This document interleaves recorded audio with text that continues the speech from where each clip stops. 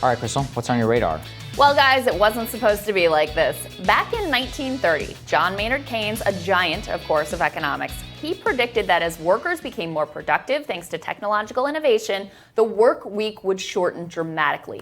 Laborers would be free to pursue activities that were meaningful to them, whether it be family, gardening, artistry, sports, whatever, with much shorter hours of toil for a master. In fact, Keynes explicitly predicted that these advances would lead to the work week falling to a mere 15 hours. Unfortunately, while prescient in many other ways, Keynes was wildly off in this particular prediction of increased leisure time. Instead, the typical American work week has remained stuck at about 40 hours per week, and the ensuing years, of course, have also seen women fully enter the workforce, meaning that the typical household is often contributing double that 40-hour week. Instead of human beings gaining from increased productivity, corporations and the very wealthy gained instead. Instead of a burgeoning middle class becoming satiated with its most basic human needs more than met, we are indoctrinated into the cult of consumerism, questing after more and more things that we need less and less, convinced that we should take on more and more debt to display the always expanding list of trappings of an affluent life. What's more, as communities and their cohesive institutions have disintegrated, work has become more and more the totality of our identities. As anthropologist James Sussman points out in his book, Work, A Deep History from the Stone Age to the Age of Robots, when you meet someone new in America, the very first question you're likely to ask them is what they do for a living. The answer can tell you a lot about the person, from their class, their education level, to their likely political ideology and values. A crisis in this identity has, of course, contributed to a massive spike in deaths of despair. It is no accident that the hollowed-out industrial core of America has seen a huge rise in suicides, addiction, overdoses, and generalized misery. When a job base goes, it's not only an economic problem, but a meaning problem in a society that has made everything about the cult of work. But there are some glimmers of indications that a year of pandemic shutdowns coupled with direct government intervention is causing a rethinking of this relationship to work. Friday's jobs report may have been the starkest sign of this shift yet. That report was one of the biggest predictive misses in decades. Economists expected vaccinations and reopenings to supercharge an economy with more than 1 million new jobs. Instead, the report found a paltry 266,000 new jobs, along with downward revisions from previous months. So what the hell happened here? Well, to start with, a year without childcare and online school has severely hampered women in the workforce. Research from the People's Policy Project finds that women are increasingly dropping out of the workforce altogether. That same trend does not exist for men. But there are indications that there's something else going on here as well. According to Heather Long at the Washington Post, there are signs up and down the income spectrum that workers are rethinking their relationship to employment. A work revolution may be underway here. Retail, hospitality, and care workers are shifting to industries that may have somewhat higher pay and won't put them on the front lines of the next pandemic. In line with that shift, grocery stores shed 49,000 jobs this year, even as we all flock to stores to stock up on toilet paper and sourdough yeast or whatever. Nursing homes lost 20,000 jobs in spite of the obvious continued need for such care as our population ages. Those who lost jobs this year are also rethinking their next moves. Long points out that according to Pew Research, 66%, 2/3 of unemployed Americans are rethinking their field of work. That is a much higher percentage than even during the Great Recession. Higher up the income scale, RV sales have surged 31% as the affluent expand their leisure activities. What's more, white-collar workers have packed up their Zoom offices to head for sunnier climates where housing prices might be lower and work-life balance might be higher. As I covered last week, small cities are competing for these creative class denizens with direct cash incentives. One survey finds somewhere around 23 million Americans are considering just such a move.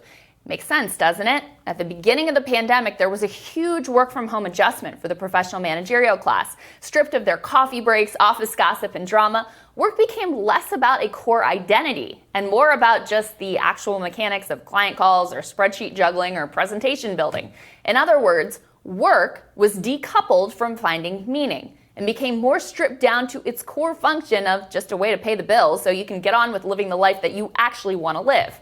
After all, only 15% of workers describe themselves as engaged in their work, meaning that in terms of their actual jobs, the vast majority of folks are just going through the motions. Of course, it is a pretty privileged group who have the means to pick up and move, pare down their expenses and their work obligations to rebalance their lives overall.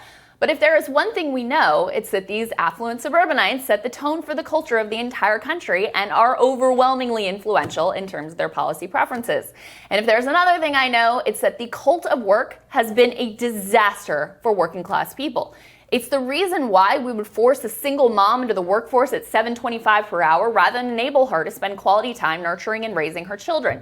It's the reason that the Chamber of Commerce can, with a straight face, insist that the problem with the economy is some piddling unemployment benefits, which are making life somewhat less torturous and brutal for the unemployed, rather than ever thinking, hey, maybe we should make work better for workers. They always think, hey, maybe we need to make not working more punishing and terrible. In fact, it's at the center of the entire myth of scarcity. In a rich nation like the US, every person could have a basic floor placed under them that would enable work to be a meaningful choice rather than a mandate under penalty of starvation and eviction. It is the cult of work as a moral value, an end in and of itself, that puts such redistributive policy possibilities outside of the Overton window. But maybe, just maybe, that window is shifting a tiny bit. Perhaps this year has caused a modicum of reassessment among our most influential class of whether this life on a treadmill of work and consumerism and debt and more work is really what we want to do with our incredibly finite lives. If the pandemic shifts us away from a work obsession towards a quality of life obsession, then perhaps one day Keynes's 15-hour work week will move from utopian fantasy to lived reality. And look, Sagar, I think these things are just happening on the margins. But if you ask people, are you looking at a new line of work? 66% of unemployed people saying, I'm looking to go in a completely different direction. Right. If you ask people if they're looking to move, you got 23 million Americans, a huge number, saying I'm looking to move. And you can see in this jobs report the way that underneath the surface, there is a tremendous rethinking going on of just how we spend our day-to-day lives, our hours of every single day. Yeah, exactly. And, like you said, it doesn't have to happen en masse. If even just 10 to 15% of the unemployed workforce changes, that's like a huge labor change in America. Exactly. Gigantic. I saw this piece in the New York Times, too, about the Yolo economy, which is, again, the same thing of people being like, why do I do this? This is terrible. Right. Like zooming into a meeting, this is more of a PMC thing because a lot of them have more money, etc. But they're also saying the same thing, like, why do I work in this soulless job? It's like when you strip it all away and you make it like you have to sit at home and you're on Zoom like 9 hours a day, and that's the best that you've done. You're like, what? Why is this the purpose of what I'm doing? I do think it's really interesting. I was talking about Uber earlier in the show, where Uber has having to spend millions, multi-millions of dollars trying to throw it at drivers. And a lot of drivers just don't want to come back. It's not because they're afraid of COVID. It's not because they're, are even have unemployment necessarily. It's because they're like, I don't want to do this job. This sucks. And it's the same thing when you're looking across a lot of service sector things. I was just reading, Chipotle is a big thing. It's been in the news recently. They've actually had a lot of mass resignations and people who are like, I don't want to work here anymore. They might actually be allegedly, for the Chipotle lawyers, skirting labor law in New York City and more. And they are actually very likely to be increasing their wages sometime soon in trying to address this. So I think what it is that work disconnection. By the way, we said this at the time.